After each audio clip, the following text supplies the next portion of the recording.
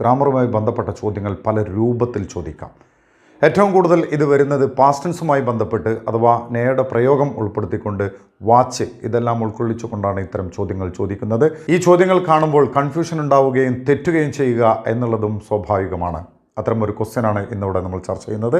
95% past ടെൻസും നേയുടെ പ്രയോഗവും കൃത്യമായി പഠിക്കാത്ത ഒരാളെ സംബന്ധിച്ചിടത്തോളം ഇത്തരം ചോദ്യങ്ങൾ ശരിയാക്കുക സാധ്യമല്ല. സഹി വാക്കി കോൻസ നഹി എന്നാണ് ചോദിച്ചിരിക്കുന്നത്.